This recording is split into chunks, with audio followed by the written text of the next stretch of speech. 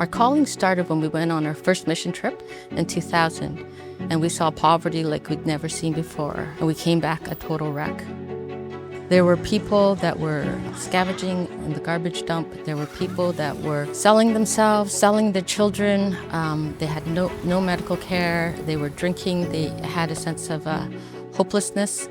It was just horrible to see. There was a sense of generational poverty, a sense of worthlessness. It was just devastating to see people in that kind of state. And I thought, God didn't create us for this. He created us for so much more than this. And that's where we felt God is calling us to let people know about who He is. We want to give them a sense of dignity and worth. And so we thought, what if we were to create jobs for them so that they could provide for themselves? We thought of greeting cards. We had the ladies go out and put them together. And so we would go to the village once a week for 4 years, and we just did a short devotional, told them about God who loves them. At least it kept them one afternoon, once a week, out of the garbage, out of picking garbage. In 2019, we met a couple who wanted to start a sewing factory. They said, we want to be part of the solution, and they wanted to create a sewing factory. Sat and I flew out to Siem Reap, and we visited Monaco and Darren. Within 10 days, we had bought the sewing machines, and we went out and met some of the girls out on the construction site and visited them in the village. And we had come with one little project to start with, to learn how to sew. So it was a little gift bag. And we hired the ladies that used to scavenge in the garbage dump, that used to make greeting cards, and give them full-time employment and keep them out permanently. So that was so good. We started off with 7 staff, and now we have 24. And in the time, we started just before COVID. Even in that time, we grew. We started making masks. And at the end, we made about 30,000 masks. And we were making sports outfits for international schools. We were making aprons and lots of t-shirts. And then we got an order from Samaritan's Purse that gave us an order of 3 times of about 25 to 30,000 t-shirts each.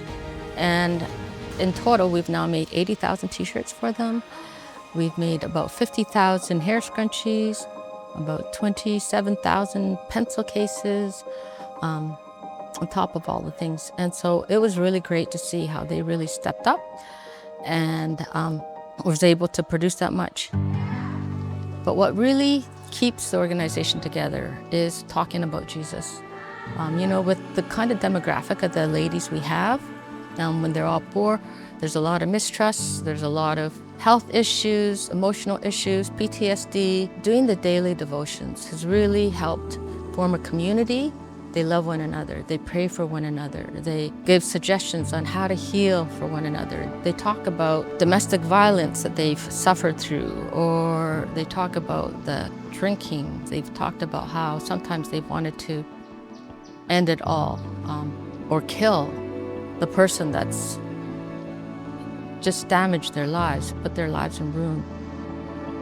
The one thing I am grateful for is bringing Jesus into the organization and being able to help them heal in their hearts, help them learn about what real love is, to be able to forgive and to see them become lights in their community, give hope to other people around them. One of the great things is that a lot of the ladies, when they met Jesus, they've become believers, and they've learned about who He is, and they've gotten baptized.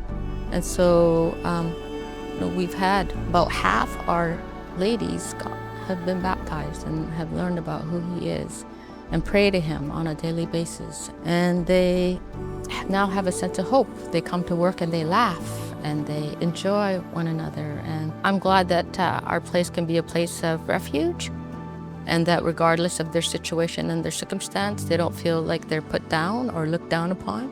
Every time they got sick, they would be so afraid. But they would go to the clinic, and the clinic would say, "You don't have enough. Leave, get out." And now they have benefits, medical benefits from us. They can have savings from us. They're learning about how to properly take care of themselves, learning about the value of education, keeping their kids in school. We want to start an educational program. We want to be able to do so many things to help them. please pray for us to have wisdom and discernment and how to help our ladies the best. Please give us orders. We'd love to get more t-shirt orders. We'd love to get uniforms. We'd love to get bags, drawstring bags or canvas bags. You know, this year we're making a few interesting things. Someone asked us to make a bee suit. Someone asked us to make coats, maybe even a winter coat. So many people are coming out, people with practical experience that can help us. We've got people who were working in factories before, pattern makers that would come out and show our ladies how to make good patterns, get good skills. We have people who are accountants that came in and helped our ladies do proper accounting. If you're thinking about coming out and helping and serving, that'd be great. And I hope that together, working together, we can help alleviate poverty and teach more and more people about who Jesus is, the true hope we have in him.